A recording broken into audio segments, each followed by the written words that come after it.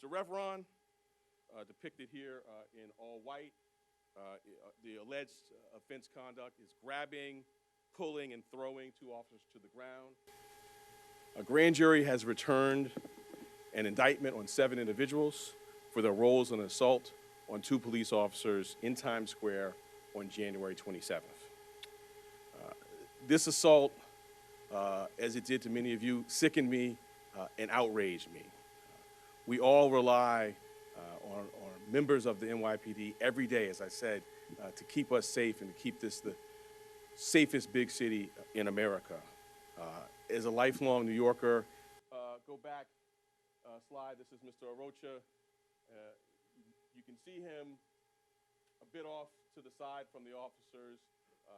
The video depicts he is about to or just has struck with his foot a radio camera, of one of the officers.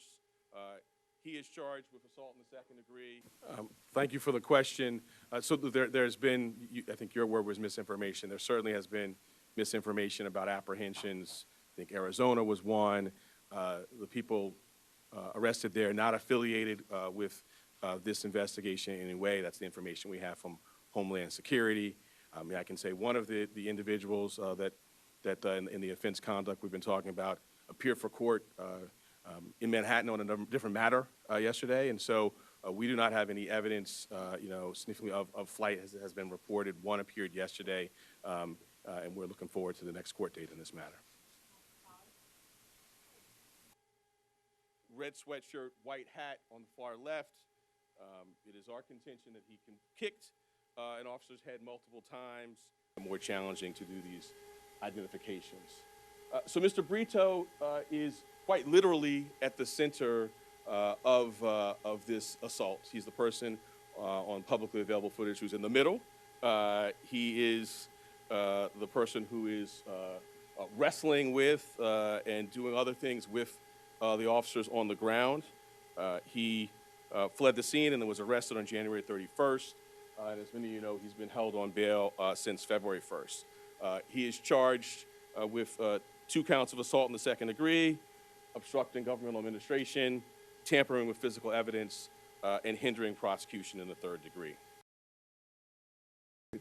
We are going to pursue anyone that commits a crime, if they are longstanding New Yorkers or if they are new arrivals, and that's what we're doing. But in no way should we give any indicator that the overwhelming number of migrants and asylum seekers are law-abiding and they're pursuing the American dream. And this district attorney's office and the NYPD will partner with each other to pursue those who break the laws in our city.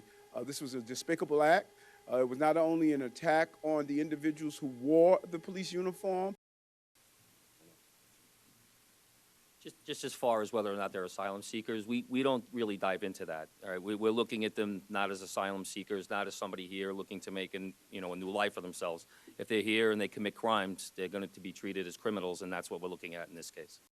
Conclusion, and that takes a lot of discipline because there's a lot of incoming of wanting to expedite the wheels of justice. The wheels of justice must move at an appropriate pace. We don't have the luxury to do what we saw Curtis Lewa did. See someone on the corner and based on their ethnicity automatically identify them as a migrant and asylum seeker and not a longtime Bronx resident. That is not what we can do. We have to get it right.